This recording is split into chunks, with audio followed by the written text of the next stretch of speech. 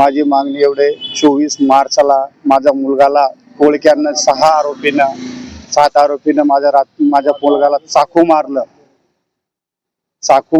चाकू मारूपासून मेन आरोपी 1.5 महिन्यापासून मोकार फिरतोय. त्याला पोलीस प्रशासन धरलं नाही आणि त्याने कोर्टात जाऊन अटकपूर्वी जामीन घेतली.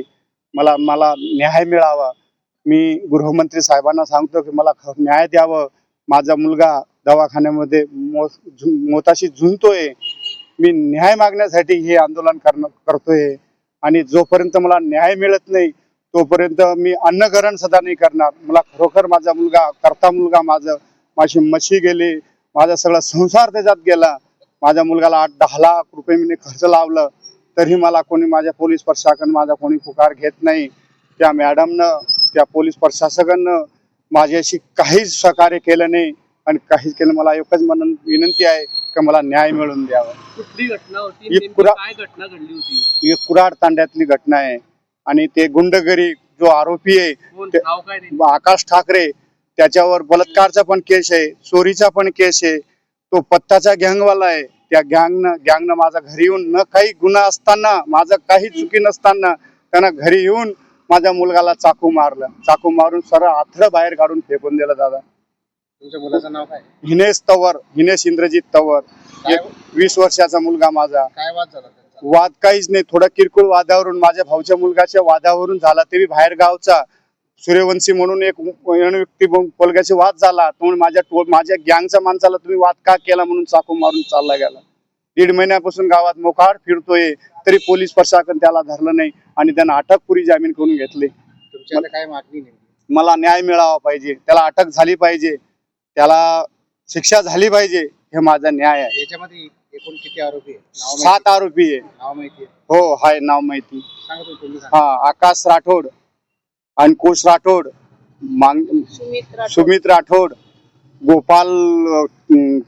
गोपाल भील, आकाश ठाकरे, असे 7 आरोपी आहेत त्याच्यात. कुठल्या गावाची? कुराड तांड्यातली घटना आहे. तालुका पाचोरा, जिल्हा जळगाव. आणि आउटपोस्टचे लवारा पोलीस स्टेशन, त्यांना माहित असते आरोपी कुठे, तरी त्यांना आरोपीला धरलेलं नाहीये. 1.5 महिन्यापासून मोकार त्या एरियामध्ये आरोपी फिरलं होतं तरी त्या पोलीस प्रशासनानं त्याच्याकडे काही लक्ष दिलं नाही.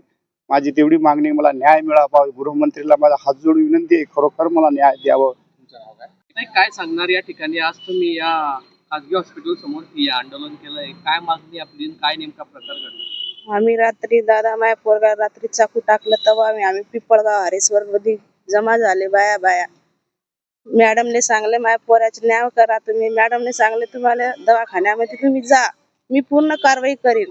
तो आजपर्यंत कारवाई केली नाही मॅडमनं.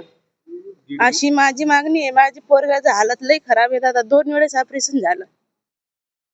तुम्ही याच्यावर त्या मॅडमला असं सांगा की माझ्या पोराचे एवढी काय गुन्हा होतं, असं तुम्ही कारवाई केली नाही, असं माझं म्हणणं आहे.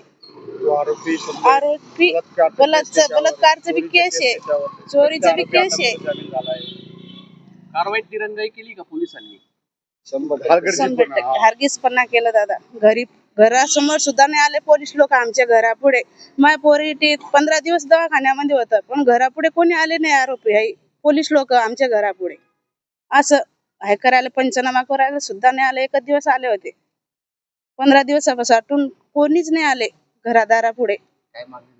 आमची मागणी एकच आहे, ते पोरगाला न्याय द्या, सजा द्या, माझ्या पोराले निर्दोष आहे करा, अटक व्हायला पाहिजे दादा. अशी मागणी. सर्व संसार माय वाया गेला दादा, सर्व सत्यानाश झालं. माझ्या घरचं 5-6 म्हशी होती, सर्व इकून टाकले, घर लावले दादा. आम्ही बँकावाल्याला घर सुद्धा लावून दिली मी माझ्या पोरगासाठी. पहिले 15 दिवस 10 लाख रुपये लागले आणि आता 5-6 लाख रुपये लागतं दादा. नाव सांगा. कविता इंद्रजित तवर. दोषींवर कारवाई व्हायला पाहिजे. हा, कारवाई व्हायला पाहिजे दादा पूर्ण.